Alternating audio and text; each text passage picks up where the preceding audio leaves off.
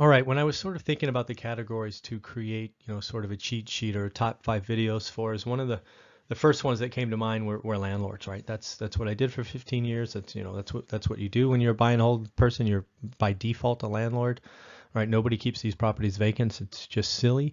So I wanted to make sure I created this video because this is sort of my team and we sort of have shared experiences. So I want to make sure we included this one. So again, the top 5 videos for landlords. First again, I think we need to sort of just talk about, because again, most of the people I'm talking to or listening to this channel have full-time jobs and busy lives. So I wanted to make sure that they sort of had a grounding of who I am and how I sort of attacked the market for 15 years. I had a full-time job throughout of it. I invested in a market 2.5 hours away. I always had property managers. You'll hear more and more about this. It is one of the longer videos. I think it's over 40 minutes. But again, if you're going to be in this game and be a landlord, it's probably well worth your time to listen to or watch. Again, it's an actual keynote presentation I gave, so it should be interesting and hopefully valuable use of your time. One of the things, again, that I've admitted a few times on various videos, and I think I do here as well, is I thought in the beginning that being a landlord, or at least a buyer of rental properties, was all about the spreadsheet, right? All about the Excel math. And I couldn't have been farther from the truth. I got this from my mentor, Tony Alvarez, and that it's a people business. Silly, right? I think he used a different word to describe my actions, and I needed that, right? It is a people business. You're gonna be involved with people through the buying cycle, the remodel cycle, leasing cycle, selling cycle. I mean, everything is people in this business. So I talk about your 4 key team members and talk about who you need to work with and who you need to, sort of make your best friends and things of that nature, because, your job as a full-time employee is to try to set up the team in place so that most of the actions and work happen without you.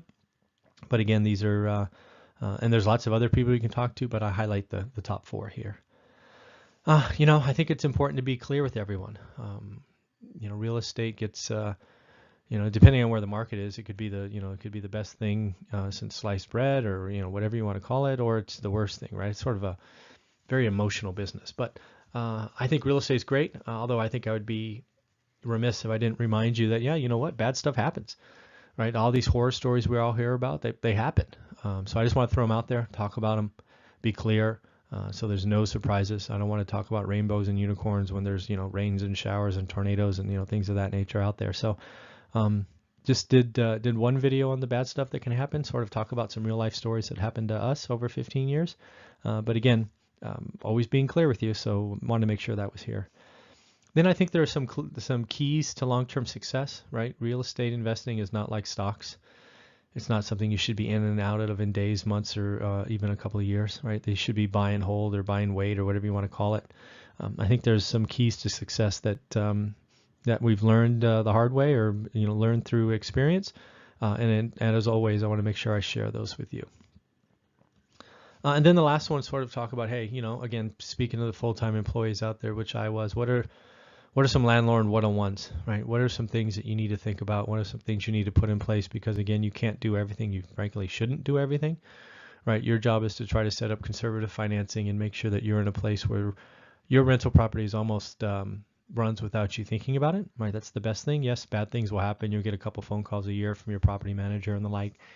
But again, they should be set up in a way that it's not stressful. And if they are stressful, I would tell you to ask yourself some hard questions, and maybe it's time to get rid of that, because these should not be stressful activities.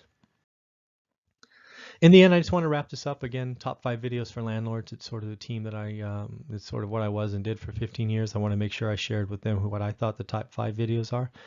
Do me a favor, hit the like button, leave a comment or question below. And if you have other landlords or people talking about investment properties becoming landlords, please tag them and share this video with them. It's important to grow the channel. This is sort of how I get a kick, is to see the subscriber base grow, and now we're over 225, so that's a lot of fun. Trying to get to 1,000, sort of one person at a time. Have a great day. Thanks.